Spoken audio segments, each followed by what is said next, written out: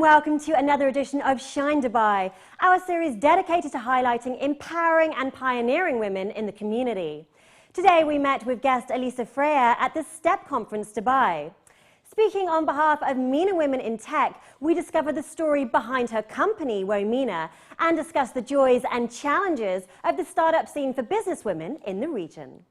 So Elissa, it's so great to have you with us. Thanks so much for having me. STEP Conference, Women in Tech. First up, if you just introduce us to WOMENA, your company of angel investors. Yeah, so we launched WOMENA about a year and a half ago in an aim to create a manager-led angel network of women who would want to invest in tech startups in the Middle East. Right. So the women are the investors, but on the entrepreneur side, we don't necessarily look at just women. So we're not gender focused on that end. We just look for the best tech companies that there are here. Okay. And in terms of your personal journey, what drove you to want to do this? Why did you see this gap in the market of female investors? Well, I think specifically the gap in the market that we spotted was the funding gap. Between $500K and about $1 million is called the valley of death. And a lot of these startups aren't able to get through this valley and find funding. The investors need to be there, and investors that are educated, that are really strategic, that are angels. They're there to help you. They're there to help you navigate that difficult valley, right? Absolutely. And then once we got here, we realized we were the only women in the room most of the time, and that didn't need to be the case.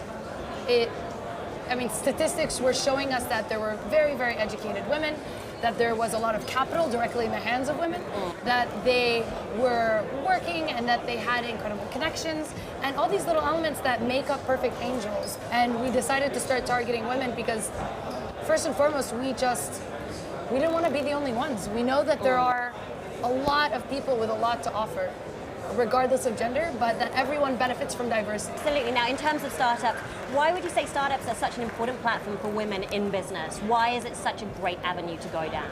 Well, it's a very difficult avenue to go down. Yeah. So it's not as easy as a lot of people think, and people underestimate the toll that starting your own company can take.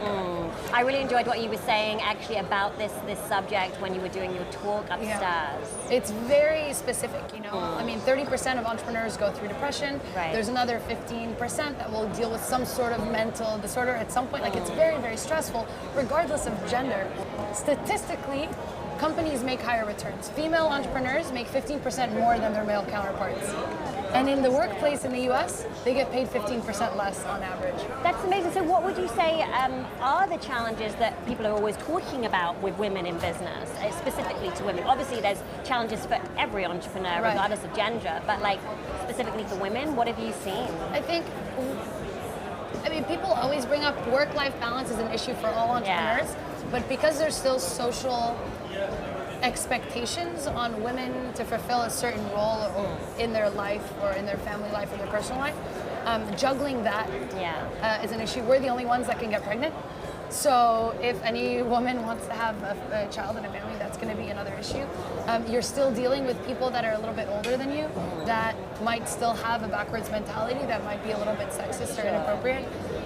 But to be honest, neither my co-founder nor myself experienced any of that when we were starting.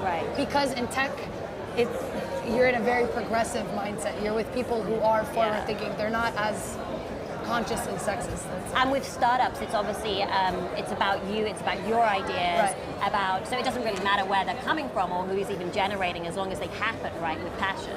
Exactly. And the ideas are a dime a dozen. You're never the first person to think of what you did. We're definitely not the first female angel group.